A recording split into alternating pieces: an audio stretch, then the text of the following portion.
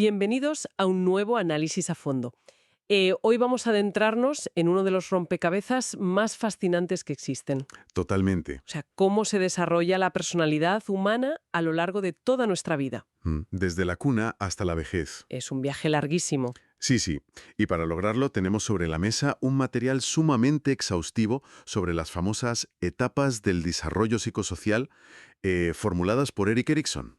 Un trabajo tremendo el de Erikson. Efectivamente. Nuestra misión hoy es comprender los 8 bloques de construcción fundamentales de la vida humana, analizar las crisis que definen cada una de estas fases y, al final, descubrir un giro sorprendente sobre la vejez. Un giro que lo cambia todo. Madre mía, ya te digo que cambia por completo nuestra perspectiva del envejecimiento. Vale, vamos a desgranar esto. Para entender realmente a Erikson, yo creo que primero hay que situarse un poco en su contexto. Si conectamos esto con el panorama general, es fundamental hablar de los cimientos. Erikson trabajó estrechamente con su esposa, Joan Erikson. Que tuvo un papel clave. Clavísimo. Y su base inicial fue nada menos que el psicoanálisis clásico, ya que él fue alumno de Anna Freud. Claro, la hija de Sigmund Freud. Exacto. Sin embargo, cuando publica su revolucionario libro Infancia y Sociedad en 1950, marca una ruptura monumental con las ideas de Sigmund Freud. Una ruptura que, bueno, a mí me parece de lo más lógica, la verdad.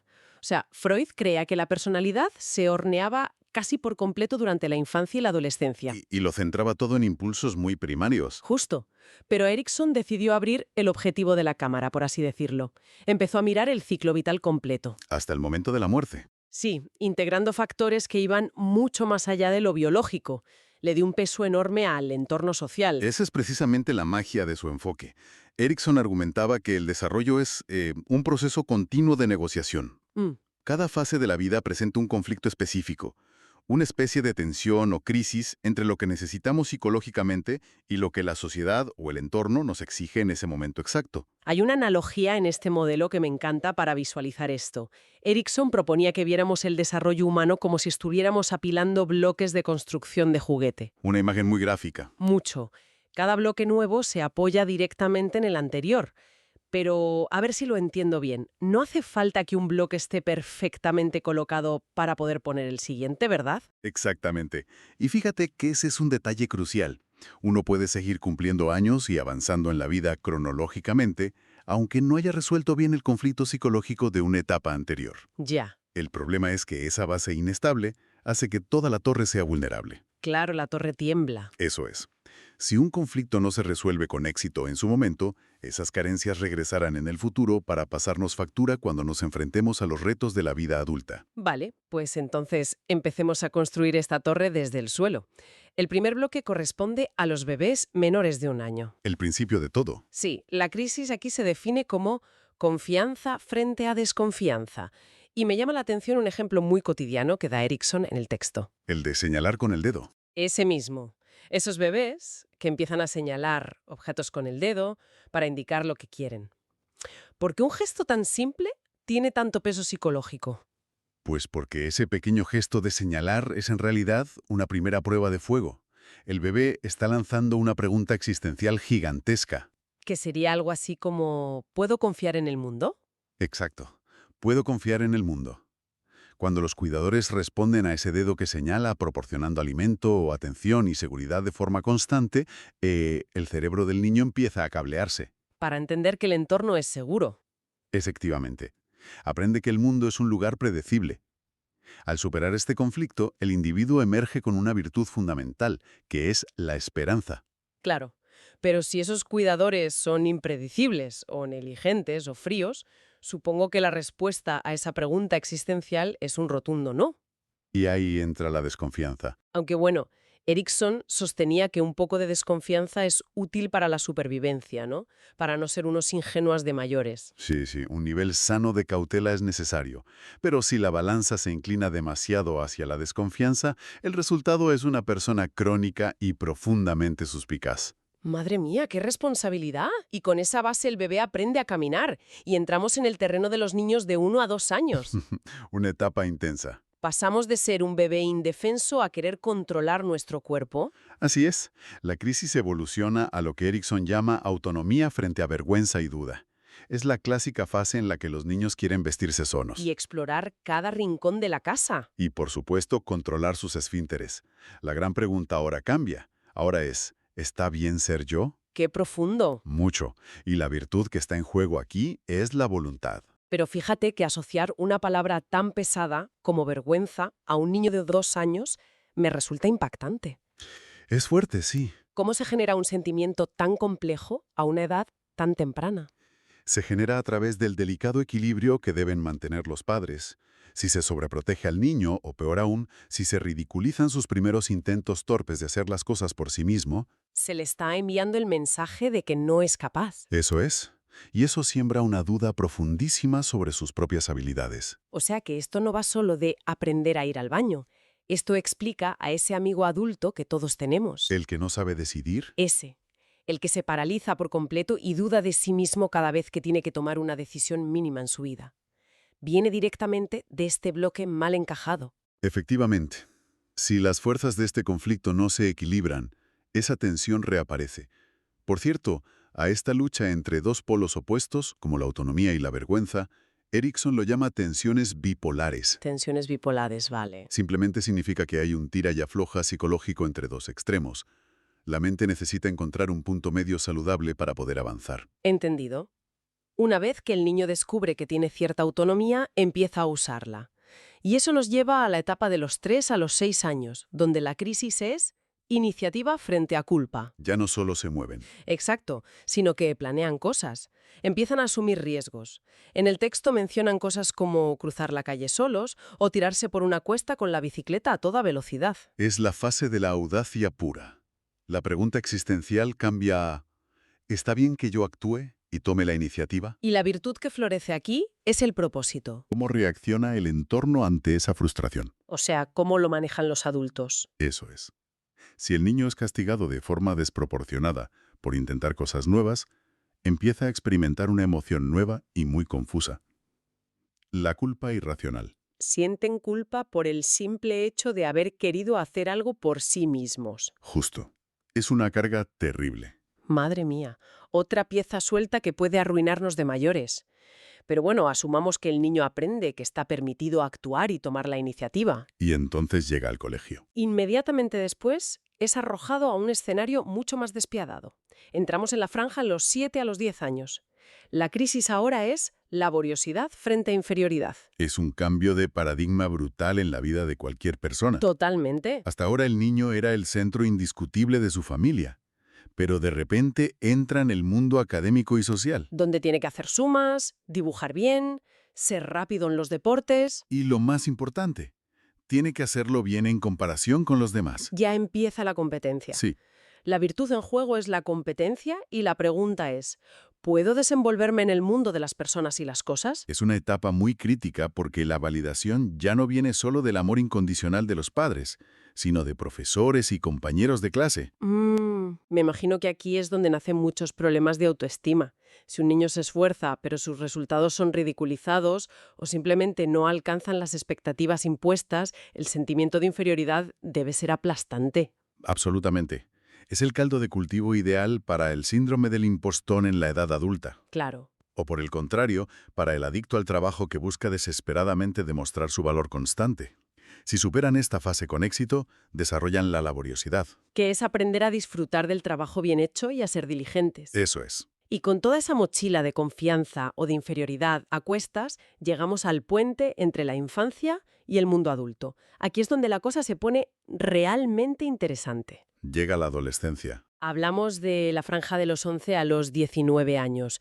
Erickson define este conflicto como identidad frente a confusión de roles.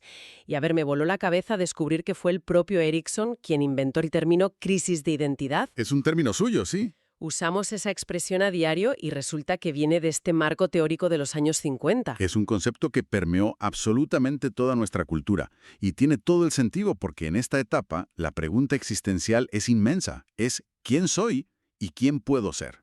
la búsqueda del yo. Justo. La virtud a alcanzar es la fidelidad, pero no fidelidad hacia una pareja, sino hacia uno mismo y hacia los propios ideales. Es la época de probarse disfraces, ¿no? Vemos a los adolescentes uniéndose a tribus urbanas, probando aficiones radicalmente distintas, Sí. desde meterse a arreglar motores de coches hasta involucrarse a fondo en movimientos políticos o religiosos. Están intentando ver dónde encajan en el mundo. Porque están lidiando con una presión enorme. Tienen que reconciliar a la persona que han llegado a ser durante la infancia con la persona que la sociedad espera que sean a partir de ahora. ¡Qué estrés! Mucho. Si no logran integrar todos estos roles potenciales en un yo coherente, caen en esa confusión de roles. Se convierten en adultos sin una brújula interna clara. Y esa falta de brújula hace que la siguiente etapa sea un auténtico campo de minas. Una vez que superamos o al menos sobrevivimos a la adolescencia, entramos en la adultez temprana. De los 20 a los 44 años. Exacto. El conflicto pasa a ser intimidad frente a aislamiento. La virtud es el amor. Y la pregunta es tan sencilla como aterradora.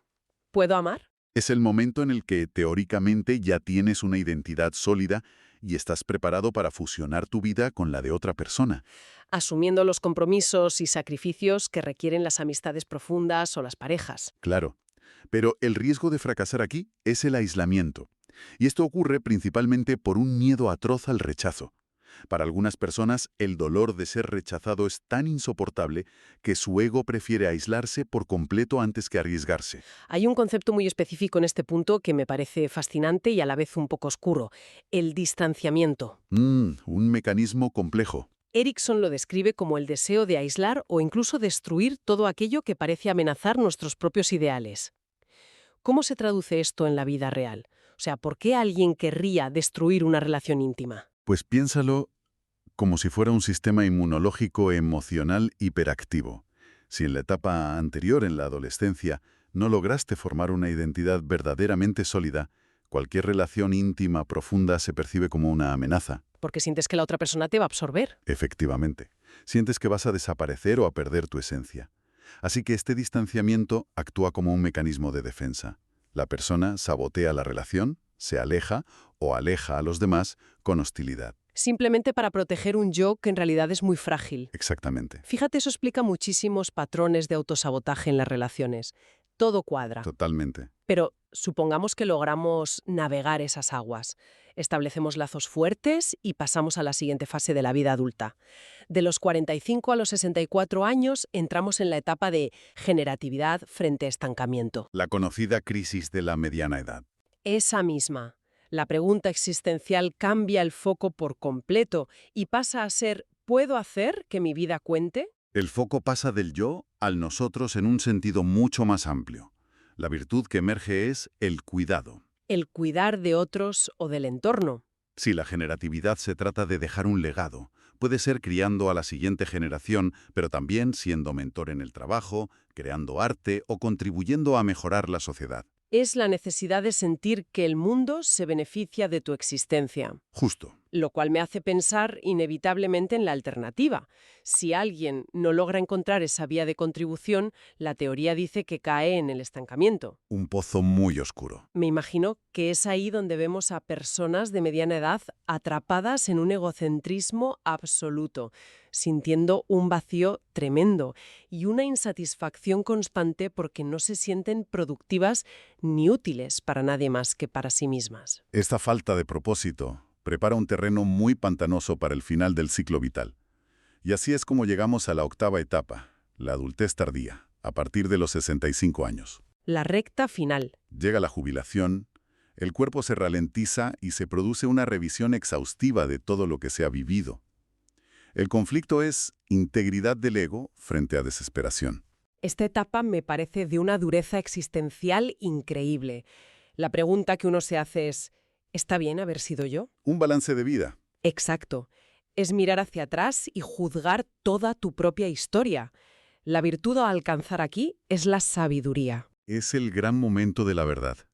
Si al contemplar tu biografía sientes que las piezas encajan, que lograste cosas, que superaste obstáculos y amaste, desarrollas una profunda integridad. Aceptas tu historia tal y como fue, sin querer reescribirla. Y esa integridad esa paz interior, es el único escudo verdadero contra el miedo a la muerte. Efectivamente. Pero claro, si miras atrás y lo único que ves es una torre de bloques a punto de colapsar, si sientes que la vida fue injusta, que tomaste caminos equivocados y ya no hay tiempo para cambiarlo, la teoría dice que te invade la desesperación. Y aquí es donde Erickson ata todos los cabos de una forma magistral. Esa amargura en la vejez no surge de la nada. Es el eco de todas esas crisis infantiles o adolescentes que nunca se resolvieron. Las tensiones bipolares regresan con fuerza. El proceso de envejecer desnuda la torre. Totalmente. Si la base era frágil, la estructura tiembla ante la perspectiva del final. Y justo cuando parece que el viaje termina ahí, en esa reflexión final, ocurre algo extraordinario con este modelo. Algo que no mucha gente conoce. Es una maravilla de historia. Años más tarde, Johan Eriksson, a la increíble edad de 93 años, decidió que la historia no acababa en la etapa 8. En una versión revisada de su obra conjunta, añadió una novena etapa. Lo fascinante de esto es que fue su propia vivencia, su propia longevidad extrema, la que reescribió la teoría. Claro, porque ellos lo teorizaron de jóvenes. Exacto. Ella y su marido teorizaron sobre la vejez cuando eran mucho más jóvenes. Pero al vivirla en sus propios cuerpos durante los 80 y 90 años, Johan se dio cuenta de que el declive físico brutal exigía una etapa completamente nueva. Tiene todo el sentido. Y el concepto central aquí es asombroso. En la novena etapa, todos los conflictos de las 8 etapas anteriores regresan para atormentarnos, pero con los factores invertidos. Cuando leí esto en las fuentes me quedé sin palabras. Es como si el juego cambiara las reglas en el último minuto para hacerlo imposible. Es un reto final durísimo. Pensemos, por ejemplo, en la primera etapa, la del bebé. Confianza frente a desconfianza. En la extrema vejez, esto se invierte por completo. Sí. Las personas mayores se ven forzadas a desconfiar de sus propias capacidades, de sus propios sentidos, porque el cuerpo empieza a fallar irremediablemente. Ya no te puedes fiar de tus rodillas o de tu vista. Exacto. Aunque, como un detalle precioso, Johan Eriksson mantenía que mientras hay luz, hay esperanza. Es una lucha heroica contra la biología pura y dura. Piensa en la etapa 2, la autonomía, que tanto costó ganar cuando aprendíamos a ir al baño y a caminar solos. Ya. En la novena etapa, esa autonomía es arrasada por la vergüenza y la duda al perder de nuevo el control sobre el propio cuerpo o la memoria. Es desgarrador. O la etapa de la laboriosidad escolar. Esa motivación por ser competente y hacer cosas bien, de repente desaparece.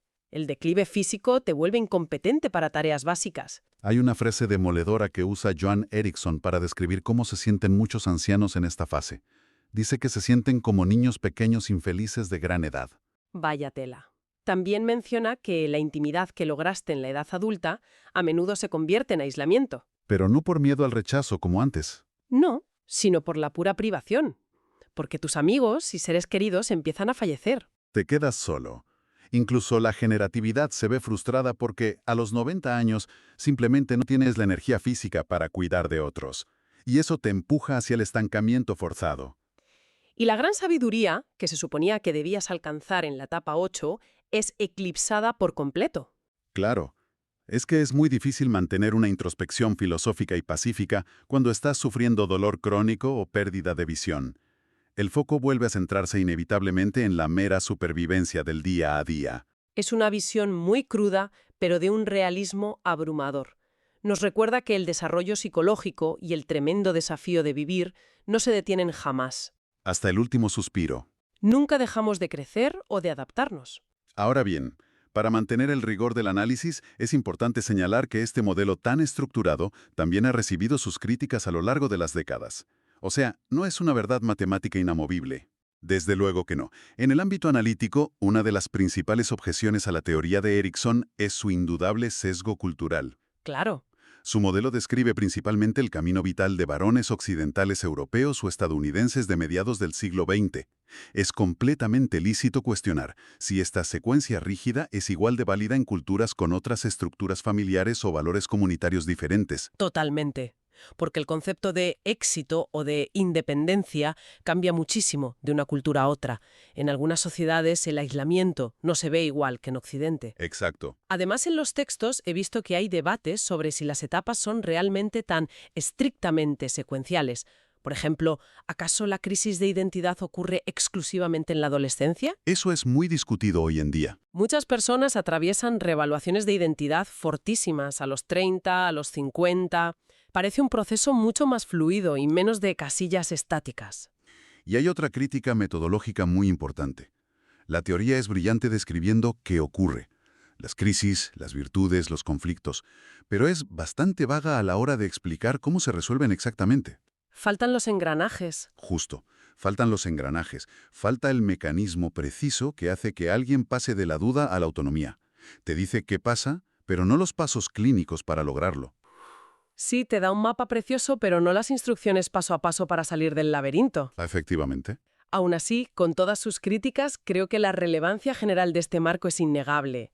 Entender la vida a través de estas lentes psicosociales nos da una herramienta brutal para la empatía. Nos ayuda a entender a los demás. O por qué nos aterra tanto el compromiso. O incluso nos ayuda a entender el sufrimiento silencioso de nuestros abuelos en su etapa final. Nos proporciona un vocabulario increíble para nuestras propias batallas internas. Nos enseña que la evolución de nuestra personalidad no es una línea recta hacia la perfección, es más bien un constante ejercicio de equilibrismo sobre la marcha. Ha sido un recorrido espectacular. Hemos visto la vida entera pasar en unos minutos. Empezamos siendo bebés que señalan buscando esperanza, niños pequeños luchando contra la vergüenza, escolares midiendo su competencia, adolescentes perdidos buscando una identidad.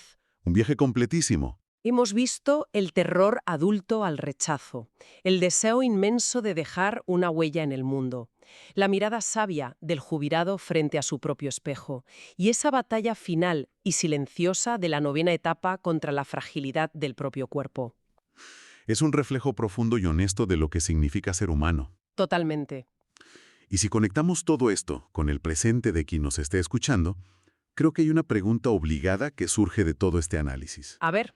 Sabiendo que Erikson defendía que los conflictos mal cerrados siempre encuentran el camino de vuelta a la superficie, vale la pena preguntarse profundamente, ¿qué bloque de construcción inestable de nuestra propia infancia o adolescencia podría estar dictando silenciosamente nuestros miedos o nuestras decisiones de hoy sin que nos estemos dando cuenta en absoluto? ¡Qué buena pregunta! Quizás esa inseguridad actual que sentimos a diario no sea más que el eco lejano de una crisis pasada, pidiendo por fin ser resuelta de una vez por todas.